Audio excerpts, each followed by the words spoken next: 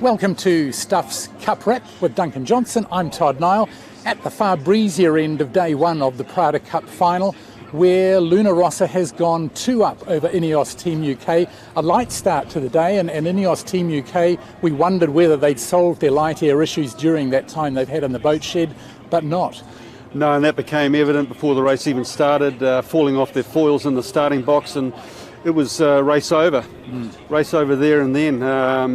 Rossa just extended out under no pressure whatsoever. So those issues seem to remain, but the big problem for Ineos Team UK was the fact that they couldn't match the Italians as the breeze got up, and it did get up in the second race. 15 knots plus, really falling into their sort of favoured zone, but they had no answer to a very, very polished Italian outfit. Yeah, that was our hope, as the winds built during that first race, that things might even up and the second race might become much more even. But really, Sabine Ainsley sounding a bit flat afterwards, and they clearly are just not in the game at the moment. Rossa looked quicker even when the winds got up. Are we reading that wrong? I think it was very close when the breeze came up. Certainly they were quicker in the lighter airs, which we've seen before. We've been trying to close that gap, but they've still got some legs in us in the lighter airs. But I think in over 11, 12 knots of wind, I think it's a very even boat race, which is great for us as competitors. We know that we're at the races, and we get it right, we can win them. You've said you want to get more speed out of the boat. Given the time that you've had in the shed with it, where do you want to find that now? Yeah, I mean, we spent a lot of time in the shed trying to make the modifications to get that extra speed. I think that's helped. I think both teams have improved. I think both teams have improved about the same amount in the breeze, and maybe we've improved a little bit in the lighter airs, but still we've got to find more against Rossa in the lighter airs, and got to go away and think about where we can make those gains. We've still got a bit of time to do that, but of course this is a knockout series, and we've got to come out swinging and win some races. 2 races a day, you've got to turn it around fairly soon. Yeah, we do. I mean, nothing's changed in the fact we've got to win 7 races still. But yeah, we've got to have a good day tomorrow. So we're going to think about what we can improve on today. Obviously different wind conditions tomorrow, different race course, and push hard to get those wins back. No, there's going to be a big rethink, I'd say, in the Ineos headquarters overnight. They'll be looking at what they can do here, because the significant difference between the boats really is upwind at the moment. Rossa have got a decided edge there, and they made much about their communication improvements in the semi-final against American Magic, but they weren't really under any pressure there.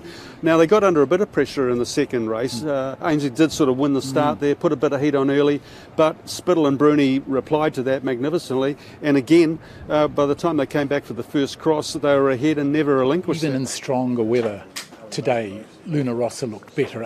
Are you a better all-round team, do you think? I think so. I think the boat has improved in the stronger wind as well. I'm very happy with the speed of the boat, upwind and downwind.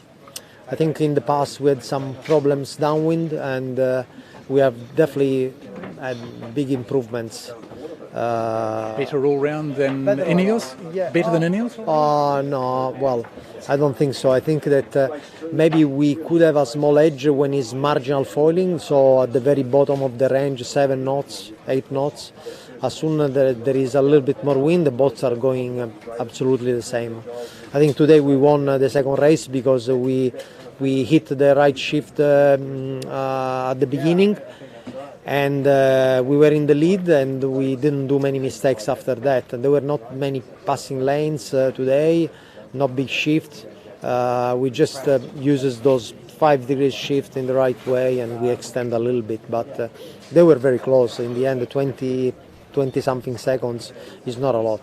Stronger forecast for Sunday. Do you think that will favour the British more? No, I think today we proved that we have the speed. Today we had 18 knots, 18, 19 knots at one stage in race 2. So I don't think it's going to blow 30 knots tomorrow. We cannot race in 30 knots. So I think I'm confident with the performance of the boat. Absolutely. If it's the Eastern Course E, is that going to deliver a different kind of race? Yeah, I think more shifty for sure than today. Today the shift were 5-10 degrees. Tomorrow I expect to have 20-30 degrees shift. So it's going to be more dynamic racing for sure, and probably more passes from one lead to another lead. So, yeah. Yeah, big problems for the British here. I mean, they're 2-0 up. It's a first to 7, and Sunday is promising more wind again, which will help Britain. But is that going to be enough, do you think, Todd? Yeah, because I mean, Luna Rossa, even as it built, just leg by leg, they were just slicker. They were a little bit quicker. The lead built just incrementally through that second race. They'll be feeling pretty cocky. Not cocky, but they'll be feeling that things are going their way. Yeah, without a doubt. I mean, Ainsley said before the series that he didn't really see a weak spot in the Italians, and I think day one has just proven that, because they've come through the first day of the series in fine style in conditions that went right across the range. So top marks to Luna Rossa. Sunday, bit more wind expected. Will that shift the balance between Luna Rossa and Ineos Team UK? We'll have a look at that in the next Stuff Cup wrap.